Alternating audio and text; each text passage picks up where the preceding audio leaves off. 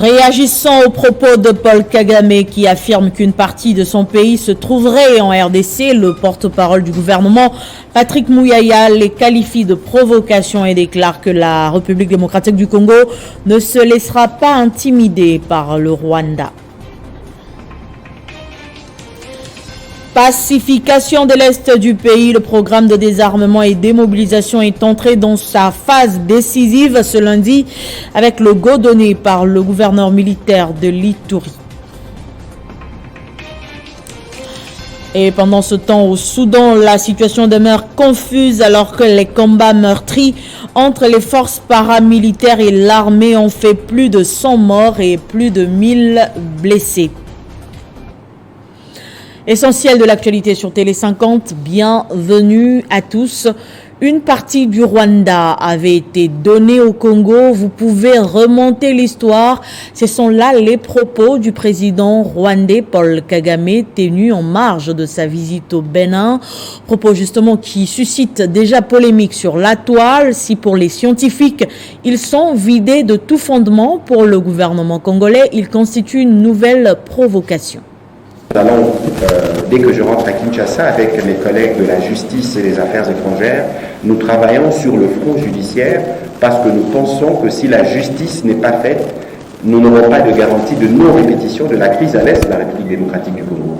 Les criminels sont connus, ils sont recyclés de manière régulière par le président Kagame pour s'aimer la mort et la désolation dans l'Est de la République démocratique du Congo et pour lui permettre de garder la main sur les ressources qu'il acquiert frauduleusement. Je ferai l'économie de donner un peu plus d'importance à sa provocation d'hier. Je sais que c'est des questions qui vont revenir. D'abord, vous allez observer avec moi qu'il a perdu un peu la boussole. Il y a quelques mois, il parlait de la traque des FDLR.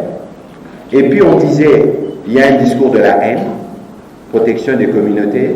Et puis à un moment, on dit, on ne veut pas récupérer les réfugiés congolais qui sont au Rwanda. Et puis depuis quelques temps, nous observons ces discours qui tendent à commencer à parler des frontières.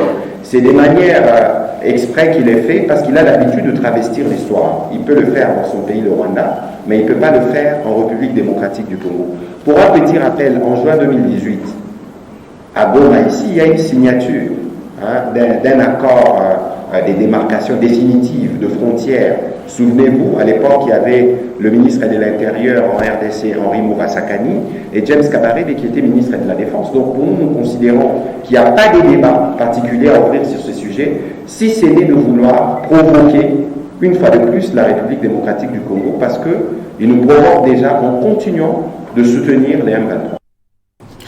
Aucune portion de terre appartenant au Rwanda n'a été donnée à la RDC. C'est ce qu'affirme Chibangu Kalala, professeur de droit international à l'université de Kinshasa. Se basant sur quelques balises chronologiques, ce scientifique estime que les propos du président rwandais sont totalement faux et vidés de tout fondement. Il est joint au téléphone par Christian Kalonji. On l'écoute.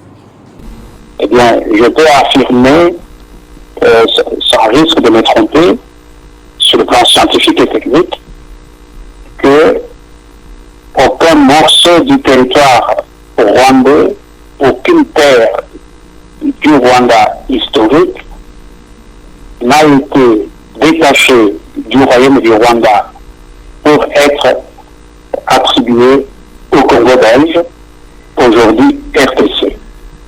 J'ai les documents historiques sur lesquels j'ai travaillé, j'ai les cartes de l'époque, j'ai les débats de discussions diplomatiques qui ont eu lieu à l'époque de l'État indépendant du Congo avec Sa Majesté Léopold II. Et lorsque Léopold II a vendu le Congo à la Belgique a continué les mêmes discussions avec les Allemands qui occupaient le Rwanda. Et la question de cette frontière, il y avait beaucoup de tensions, beaucoup de conflits entre les Belges et les Allemands, et finalement, une conférence s'est tenue à Bruxelles du 8 février 1910 jusqu'au 14 mai 1910, pendant 3 mois, une conférence tripartite qui réunissait la Belgique, l'Angleterre et l'Allemagne. C'est pendant cette conférence qu'on a pu fixer la frontière actuelle qui sépare notre territoire du territoire du Rwanda, le 14 mai 1910. Et l'année suivante, au mois d'octobre 1911, les techniciens sont allés sur le terrain pour poser les bornes sur la frontière terrestre qui part de la grande barrière de Lima, où il y a la borne numéro 1, jusqu'à la fin de la frontière terrestre au sommet du mont Sabino. Les documents existent, les cartes existent, que j'ai publiées dans mon livre. Et donc, autre chose à présent, le gouvernement de la RDC est plus que déterminé à stabiliser et pacifier la province de l'Ituri. Le programme de désarmement et démobilisation entre dans sa phase décisive. Plus de 20 000 membres des groupes armés de cette province sont concernés par ce programme. Le go a été donné ce lundi au site de Diango par le gouverneur militaire de l'Ituri, le lieutenant-général Luboya Kachama. Après plus d'une année d'attente, le programme de désarmement et démobilisation annonce déjà ses couleurs en Ituri. 120 éléments issus des groupes armés Codeco et FPIC ont répondu présents à la main tendue du chef de l'État Félix-Antoine Tshisekedi en vue de participer aux efforts de la paix et de stabilité de cette province. Plus de 20 000 miliciens sont attendus tout au long de ce processus dans les sites de Diango, a dit le colonel magistrat Égide Bossalé, coordonnateur adjoint en charge des questions techniques et opérationnelles du PDDRCS. Sur le site, une centaine de gens, les ex-combattants qui sont venus principalement d'ici, du territoire d'Irumu. On espère qu'à partir de ce geste, ceux qui hésitent encore, ceux qui sont encore réticents, vont comprendre qu'il est temps de venir à la paix et de rejoindre les autres. Et on a suffisamment d'infrastructures pour les accueillir. Parlant au nom du vice-premier ministre et ministre de la Défense nationale et des anciens combattants, le gouverneur militaire de l'Ituri, le lieutenant-général Luboya Kachama a interpellé la conscience collective des Ituriens au pardon sincère et au vivre ensemble avant d'inviter certains miliciens réfractaires à rejoindre ce programme. Donnez la paix à ces enfants, donnez l'avenir, chers leaders, donnez la paix à vos enfants. Ces enfants-là ne peuvent pas se tuer s'ils savent qu'ils ont des parents qui peuvent, n'est-ce pas, leur demander d'arrêter. Est-ce qu'à un certain moment, on ne peut pas dire on arrête? Donc venez ici, avec les moyens que nous aurons. Yaminga ou Kidogo, venez ici. Mais montrez que vous aimez la paix. Pour la notabilité locale, le lancement de ce programme constitue un espoir pour la paix en Ituri. Et puis la commission permanente genre, famille et enfants de l'Assemblée nationale a organisé la 3e édition du grand rassemblement républicain et féminin. Engagement politique des femmes en RDC, c'est le thème retenu cette année. Les violences basées sur les genres face à la technologie est l'une des thématiques développées au cours de ce Parlement rose. Dans son exposé, l'intervenante a mis l'accent sur le numérique qui est une bonne chose, mais son utilisation pose problème chez la femme, notamment la télévision, les téléphones, l'ordinateur, pour ne citer que ces 3 appareils qui sont très mal exploités par la femme. Au lieu que ceux-ci servent comme outil de travail, la femme les utilise pour d'autres fins. Pour la colonelle Nénette, commandant de la brigade Kijé Force terrestre et première dame au sein du commandement militaire, elle a invité les filles des pères et des mères à s'enrôler massivement dans l'armée. Les points forts de cette 3e édition du Rassemblement Parlement Rose, c'est l'honneur fait à la lauréate Nzuzi Wambombo pour son courage et sa détermination politique. Enfin, la présidente du Rassemblement Parlement Rose et présidente de l'ONG WIFE, Christelle Vwanga, a clôturé cette manifestation en lançant un appel aux parents à envoyer les enfants à l'école au même titre que les garçons. Et aux filles, elle a lancé ce message de se concentrer sur leurs études. J'apprécie beaucoup l'idée de faire ces parlements roses parce que c'est une occasion par an de rencontrer toutes les catégories de femmes dans tous les domaines, dans tous les secteurs d'intervention. C'était excellent et je félicite l'honorable Christelle Vwanga qui a toujours été une combattante pour la cause de la femme, qui s'est toujours débattue. Et puis le ministre des Transports et Voies de Communication, Marc Ekila, a effectué une descente dans les installations de Central Motor. Cette descente avait pour objectif évaluer l'évolution du contrat de 500 bus du programme Esprit des Vies signé entre le gouvernement de la RDC via le ministère des Transports et Voies de Communication avec le concessionnaire Central Motor. Accueilli par les responsables de la société avec à la tête Ibrahim Issaoui, son directeur général, cette visite du ministre des Transports s'inscrit dans la droite ligne de la vision du chef de l'État qui milite depuis sa prise des fonctions en faveur de la création d'une classe moyenne et encourager l'entrepreneuriat local. Central Motor va livrer 500 bus de marque Hyundai devant cette place assise commandée par le gouvernement dont 60% de l'enveloppe globale a été déjà payée.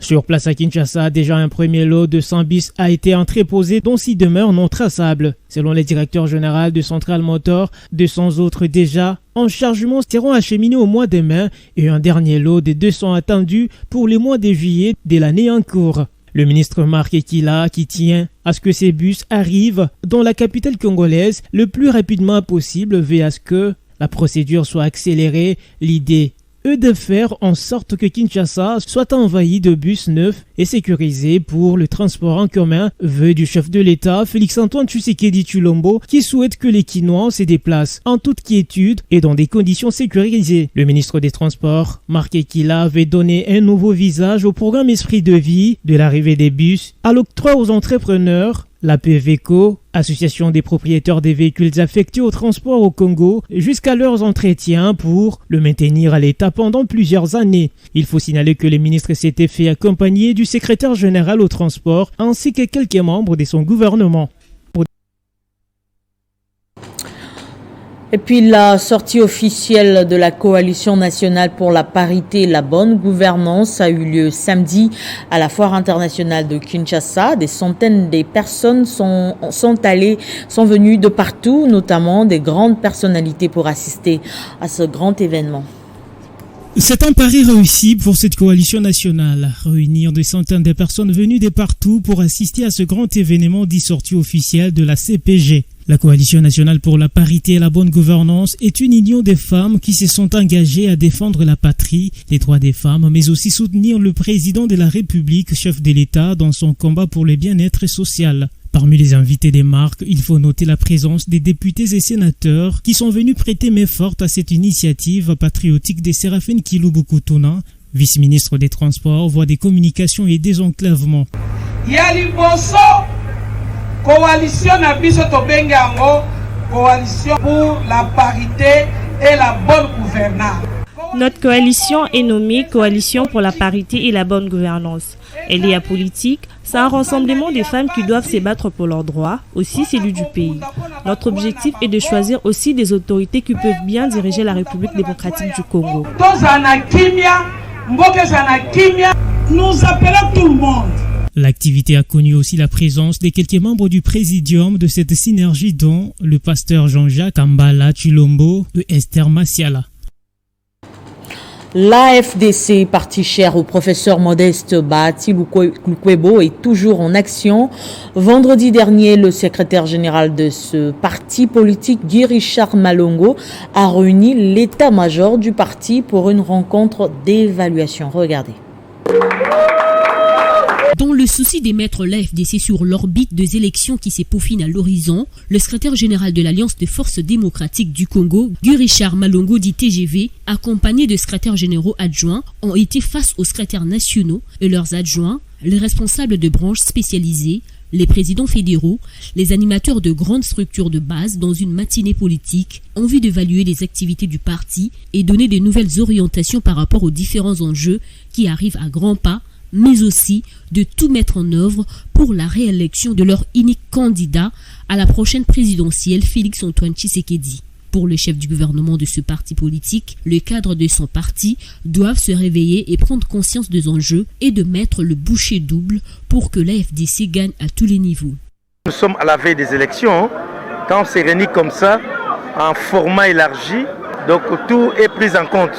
Cette rencontre aujourd'hui a réuni le secrétariat national dans sa globalité, mais également nos présidents fédéraux, ainsi que les leaders de notre parti, sans oublier nos prétendants candidats députés au niveau national et provincial, de la ville de Kinshasa qui sont moins prononcées. Notons que cette activité a connu la présence du vice-président national du parti, Hilaire Kassoussa, du haut cadre Pouroussi, qui ont remercié et encouragé le secrétaire général et toute son équipe dans leurs initiatives de terrain, avant de transmettre les salutations de leur autorité morale aux participants. Et puis l'esplanade de la paroisse Saint-Tarsis à Kimbwala dans la commune de Mongafula a vibré au rythme de la matinée politique du parti Les Libres Travailleurs Démocrates. Au cours de cette matinée politique, le président de cette formation politique, Fabrice Kelani, a soutenu la décision ferme du chef de l'État de ne pas négocier avec les M23. À son arrivée à la paroisse Saint-Tarsis, le président du parti Les Libres Travailleurs Démocrates a été accueilli avec faste par les militantes et militants du LTD. S'en est suivi le meeting populaire et la déclaration politique où le leader du quartier Kimbwala, Fabrice Kelani, a exprimé son soutien à la position ferme du chef de l'État, Félix Tshisekedi, face aux agresseurs de la République démocratique du Congo. Soutient totalement la position du président de la République, son Excellence Félix Tshisekedi Tshilombo, chef de l'État, refusant catégoriquement les dialogues politiques avec les M23 et encore moins d'intégrer ses membres au sein des institutions de l'État, notamment l'armée qui s'en trouve en Suisse infiltrée et déstabilisée. Nous les conseillons de garder cette position patriotique et pouvoir faire aucune concession des natifs de désorienter son programme politique pour le bien-être du peuple congolais. S'alignant derrière la vision du président de la République, le président du LTD, Fabrice Kelani, a lors de cette matinée politique présenté les chefs des cellules des quartiers de Mongafula et de Ngaliema, chargés d'encadrer et de mobiliser la base en prévision des élections de décembre prochain. Fabrice Kelani a profité de plaider pour la réhabilitation de certaines artères de Mongafula et de Ngaliema. Rappelons que le LTD avait également apposé sa signature sur la charte de l'Union sacrée de la nation il y a quelques semaines à travers son président. Et puis le parti politique Alternative pour le Congo a été implanté le week-end dernier dans le district de la Tchangou. Les nouveaux fédéraux de ce parti, membres de l'Union sacrée, ont été présentés au grand public. C'était lors d'une matinée politique présidée par le président du parti, Maître Michel Omba. Gaëtan Koubabourandi signe ce reportage. Le Tchangou, le parti compte le conquérir sans coup férir, comme en témoigne ce rassemblement de part et d'autre du lieu prévu pour la cérémonie. À son arrivée, Maître Michel Omba a eu droit à plusieurs ovations et à un accueil chaleureux. Il était donc question d'installer officiellement le nouveau comité dirigeant du parti dans le district de Tchangou en vue des élections à venir. Les nouveaux fédéraux ont reçu des mains du président national les symboles et attributs du parti. Nous avions l'objectif de conquérir la Tchangou et notre parti n'avait pas encore installé un comité, une fédération. Et là vous venez de voir que nous avions même des difficultés de nous limiter à une fédération. On en a eu 3 fédérations ici à Tchangou et nous étions obligés d'établir une interfédération d'abord. L'Alternative pour le Congo entend rafler des sièges dans le district de Tchangou en raison de son offre politique basée sur les vrais problèmes que rencontrent ses habitants. C'est un sentiment de joie qui me permet de voir que nous sommes bien rangés, n'est-ce pas, sur le champ de bataille et conquérir dans le prochain jour les sièges à Tchangou. Nous sommes dans la préparation, n'est-ce pas, de la période préélectorale. La CRDC est un parti de la masse populaire centré sur le modèle de la social-démocratie et œuvrant pour le développement et l'épanouissement de son peuple à partir de la base. Sa devise est justice, démocratie et travail, alors que son slogan est le Congo d'abord. Évaluation des engagements sur l'éradication de la poliomyélite dans la province du Olomami. Isabelle Kalenga, gouverneure de province, a rencontré les experts pour rechercher les voies et moyens pour stopper ces fléaux qui a laissé plusieurs handicapés physiques au sein de la population. À l'occasion de la tenue de la 5e cérémonie portant évaluation des engagements sur l'éradication de la poliomyélite, la gouverneure de la province du Olomami, Isabelle Kalenga Mushimbi, a rencontré les partenaires de la santé en cette province. La recherche des voies et moyens pour éradiquer ce fléau qui a laissé plusieurs infirmes au sein de la population congolaise était au sommaire. Qu'il me soit permis en ce moment de rappeler l'objectif principal de la manifestation de ce jour.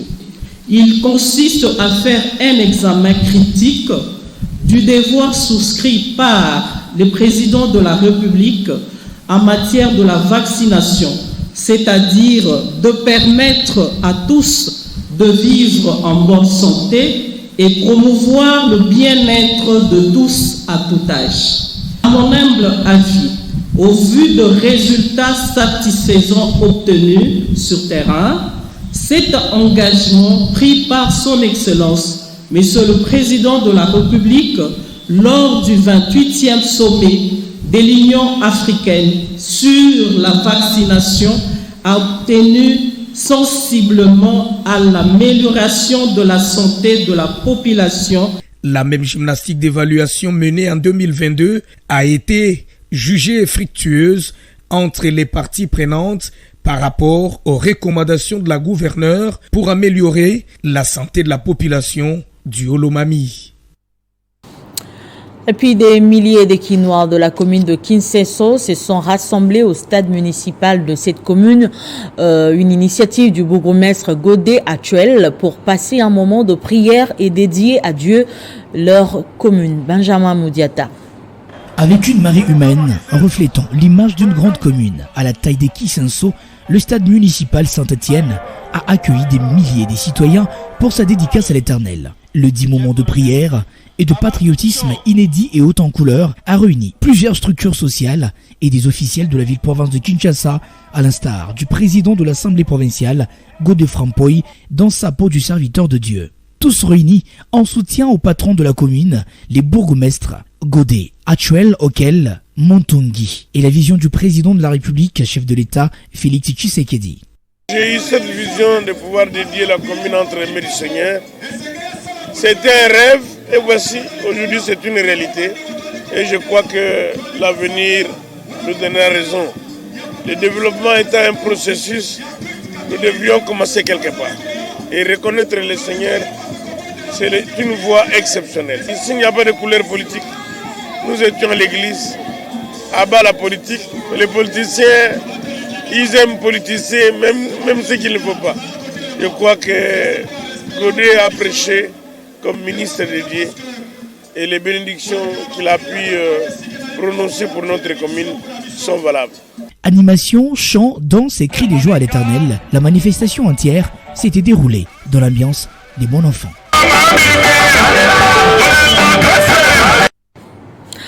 Onzième édition du trophée Bravo X, l'entrepreneur Kofi Dako, responsable des établissements Kinshasa Funéraire Service, a reçu le prix de l'entrepreneuriat. C'était au cours de la cérémonie qui a eu lieu le week-end dernier à l'hôtel Solutani. Monsieur Kofi Dako. À l'occasion de la 11e édition du trophée Bravo X, qui prime les personnalités ayant excellé dans plusieurs domaines, différents lauréats retenus ont reçu leur trophée. C'est le cas de Kofi Dako Kabangu, responsable de l'entreprise Kinshasa Funéraire Service, qu'a fait son sigle, qui a obtenu le prix de l'entrepreneuriat pour s'être distingué dans le domaine funéraire, notamment dans la vente des cercueils, location corbillard, location des lieux d'exposition de deuil, bref, tous les services y compris. Une entreprise spécialisée en vente des cercueils importés et différents autres services funéraires. Satisfait de cette marque de reconnaissance, Kofi Dako Kabangu n'a pas manqué de mots. C'est vraiment ce trophée Bravo X. En tout cas, c'est très bien.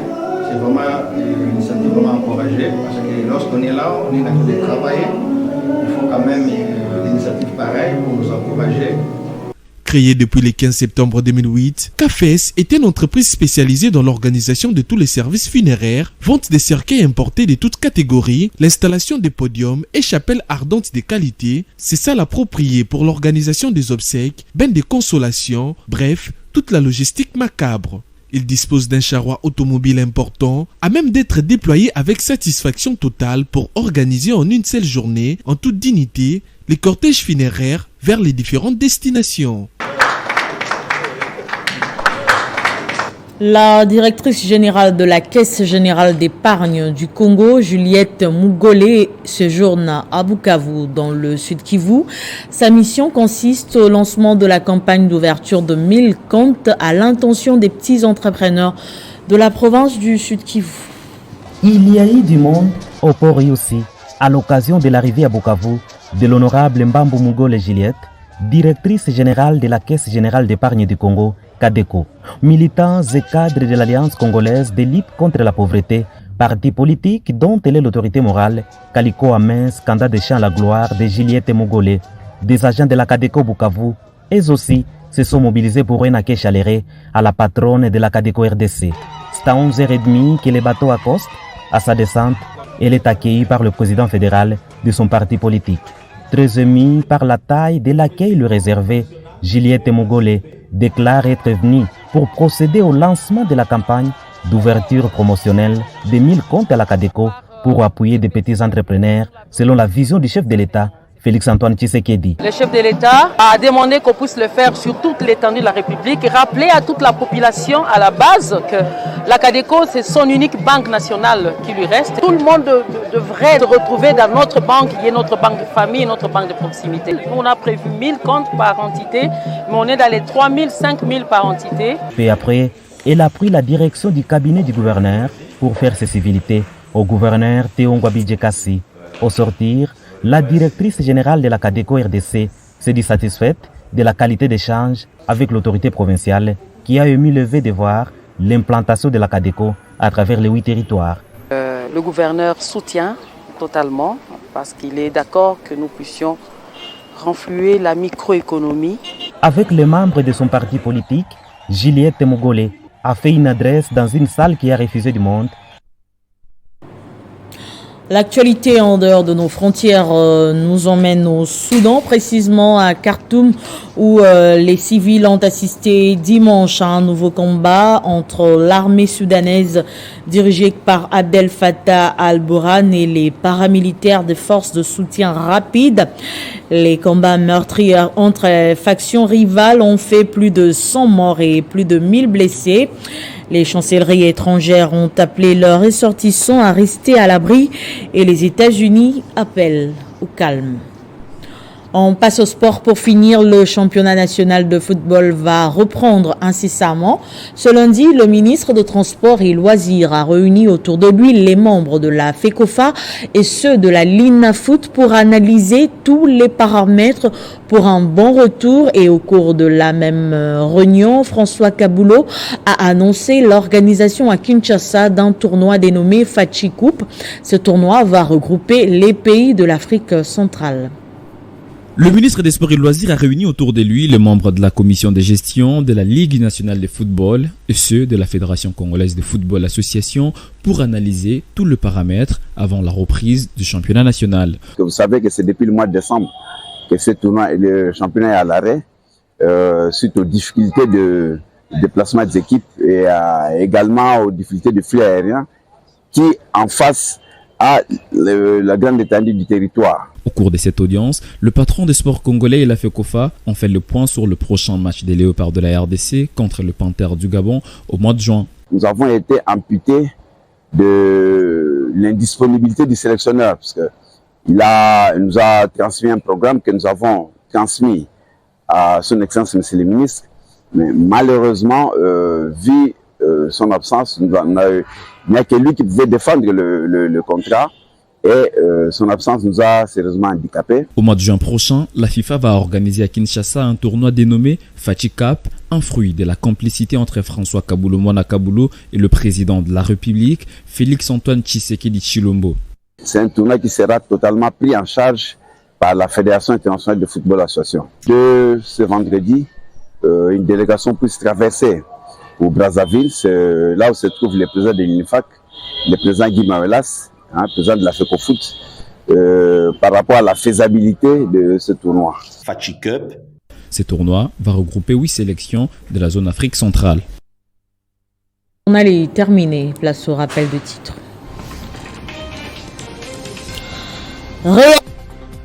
De de Paul Kagame qui affirme qu'une partie de son pays se trouverait en RDC. Le porte-parole du gouvernement, Patrick Mouyaya, les qualifie de provocation et déclare que la RDC ne se laissera pas intimider par le Rwanda.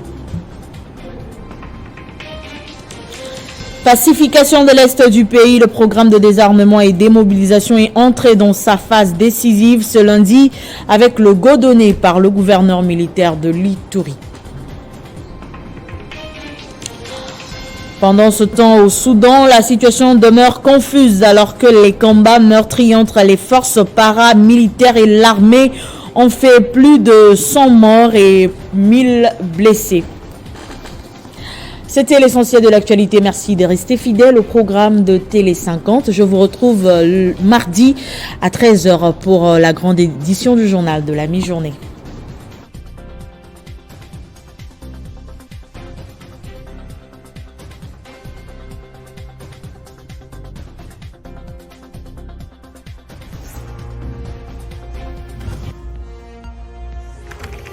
L'actualité reste en continu.